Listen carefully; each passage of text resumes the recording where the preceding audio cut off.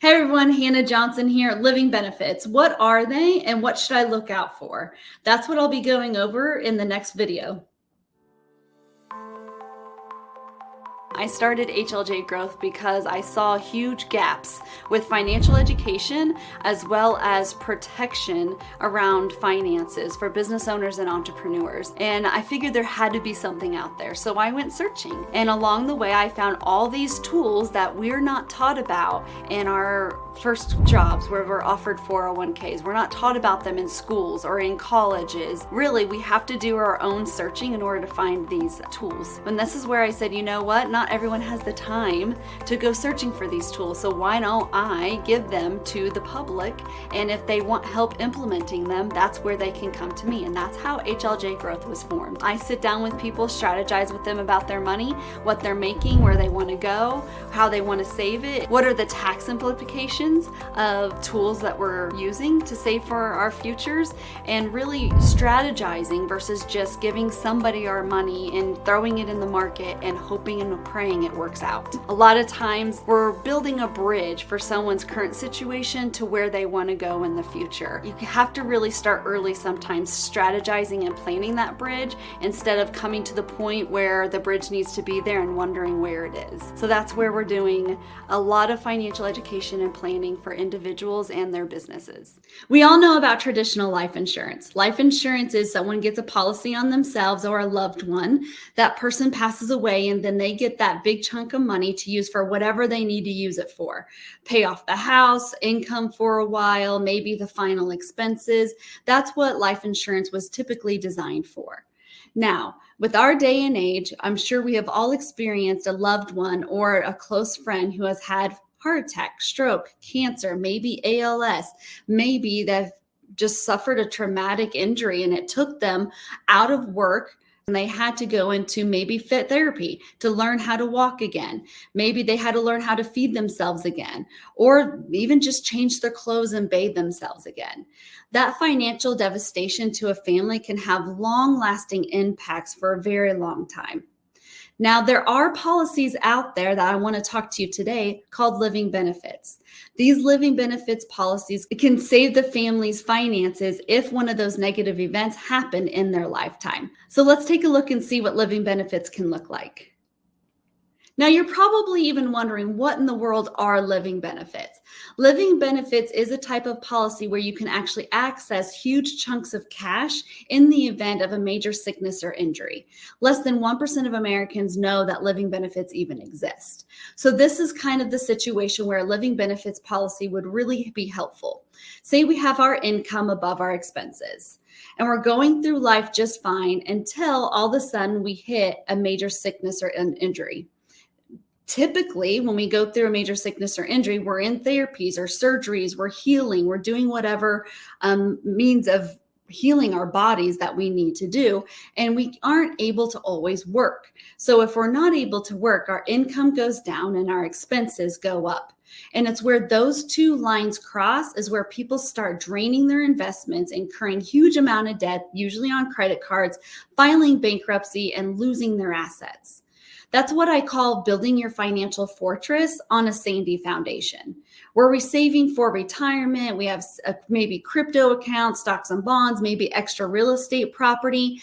But if we need that money in order to take care of one major sickness or illness, a lot of people pull money from that, completely depleting what they've built to use later down the road in retirement. In fact, AARP actually did a study, and it showed that 48% of business failures, 50% of foreclosures, and 63% of bankruptcies were all due to three major illnesses: heart attack, stroke, and cancer.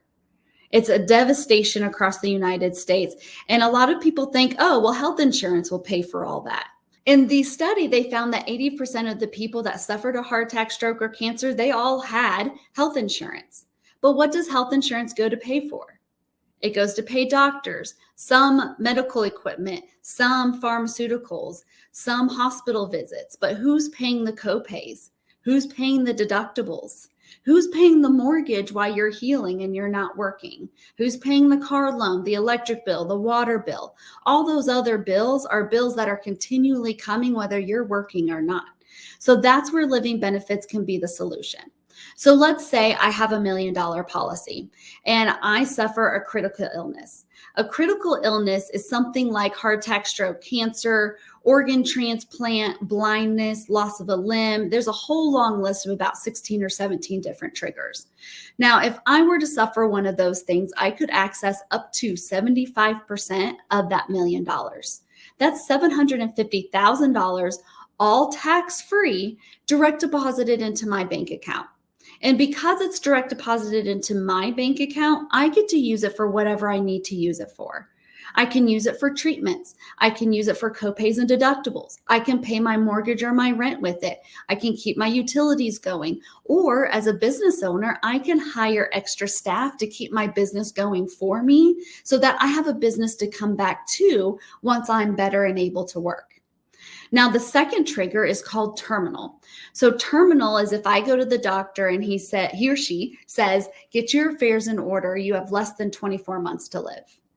Then I am able to access up to 90% of that $1 million. That's $900,000, again, direct deposited into my bank account. Again, I can use it for whatever I want to use it for. I can go get experimental treatments done because we know health insurance doesn't pay for that. That's one of the biggest sins that we have here in the United States, is there might be treatment available for your unique situation, but you only have access to it if you can pay for it. This gives you every option that's available to help you get better and stay alive, access to it because you have the money to use. I could also just take that money and move my family to a beach in Belize and live there for the rest of the time I have left, which is totally something I could do if I wanted to. I actually have a story of a client that did have a living benefits policy, had a terminal brain tumor, did go overseas and get experimental treatment for that tumor. And she's still alive with us today because she had the money to go get it. And she was a single mom of 2 little girls. She saw the value of having that living benefits policy just in case something happened. Now, the third trigger is called a chronic illness. A chronic illness is defined as not being able to do 2 of the 6 means of daily living. So what are the 6 means of daily living? They are basically the first 6 things you do when you get out of bed in the morning. So you go from laying down to standing, that's transferring.